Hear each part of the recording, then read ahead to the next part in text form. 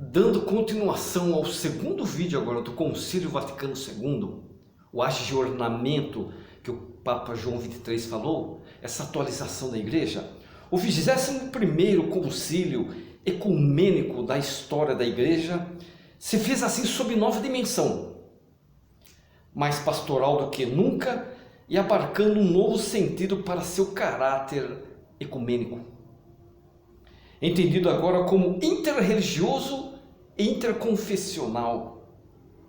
Nele estiveram presentes 2.540 padres conciliares de todas as raças estavam presentes, de todas as cores e de todos os povos.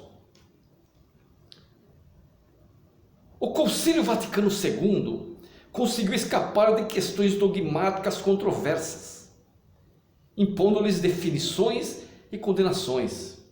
Uma palavra que parece estar no cerne de toda essa vivacidade e que sintetiza todo esse processo foi dada pelo próprio Papa João XXIII, agiornamento.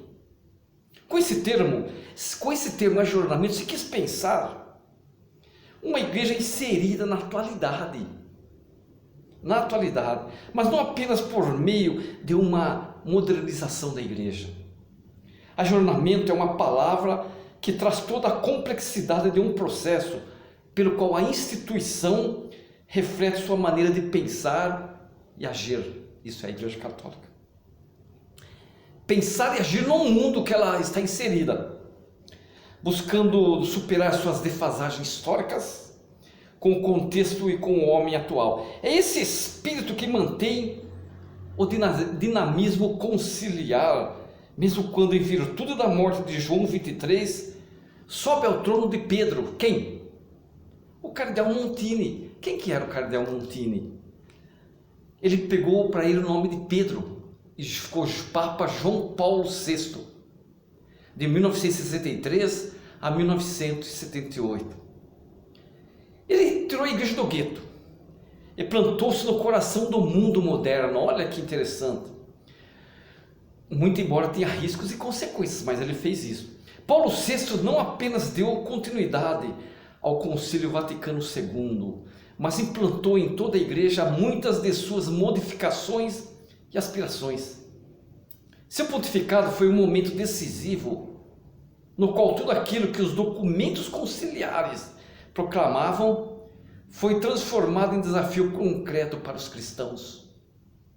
Olha que interessante. Entre as grandes, o concílio trouxe muitas novidades, mas entre as grandes novidades que o concílio trouxe, algumas se tornaram notáveis. No campo da liturgia, por exemplo, o latim cedeu lugar para as línguas vernáculas. Chega de latim nas missas. O latim cedeu lugar para as línguas vernáculas. E uma série de outras reformas tornou a liturgia mais próxima da vida e da realidade do povo. Isso o Concílio Vaticano conseguiu. Com relação à organização hierárquica da igreja, o que ele mudou? Houve um deslocamento da centralidade da figura papal para a importância da colegialidade. Agora é um colegialidade episcopal. Ou seja, dos bispos reunidos em suas conferências nacionais, teriam que se reunir agora em conferências nacionais, como acontece com a CNBB aqui no Brasil. O próprio Paulo VI chegou a se desfazer da tiara de papa, sabiam? E ele pediu aos bispos que se despojem mais do fausto e da pompa nas vestes, tirem essas vestes. E procedem junto a seu rebanho de Israel, e procedem junto a seu rebanho de fiéis. Olha que interessante, seu João Paulo VI. Houve orientação clara para que as ordens religiosas, os franciscanos, dominicanos, enfim, todas aquelas ordens religiosas, houve uma orientação clara para que as ordens religiosas deixassem seus imensos conventos. Deixe os conventos de lado, sai do convento e passe a conviver mais com a realidade vivida pelo povo. Chega mais perto do povo. A Cúria Romana aumentou seus esforços de internacionalização. Olha que interessante. convidando bispos e cardeais de vários continentes para ocupar cargos de grande importância na direção da igreja, e os teólogos passaram a não mais ter que assumir uma postura repulsiva diante de toda a ciência. Por que essa postura repulsiva diante da ciência?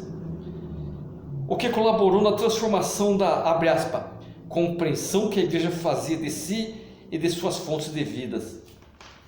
Olha que interessante. Buscou-se uma opção mais facilmente aceitável, que a escritura, abre aspas, e a tradição são estreitamente unidas e comunicantes. Tem que ser assim, né?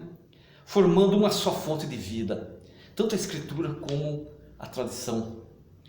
A par disso, o concílio também assumiu uma postura necessária e corajosa de fomentar um diálogo franco entre a produção teológica, transpondo, e os métodos da exegese moderna, transpondo o limite rígido da interpretação literal para abarcar aspectos literários e históricos nos quais os textos foram produzidos, e para admitir que sua recepção se faz por homens social, política e culturalmente localizados. Por isso também é muito comum dizermos que o Vaticano II reforçou uma nova imagem da igreja, não mais como comunidade hierárquica e santa, fora da qual não há salvação, porque a igreja falava muito isso antes do Concílio Vaticano II, fora da igreja não há salvação, mas como uma comunhão de fiéis que professam a mesma fé e a vivificam e a renovam a todo momento, a igreja como o povo de Deus, entre aspas. Que coisa linda, que coisa maravilhosa, entenderam?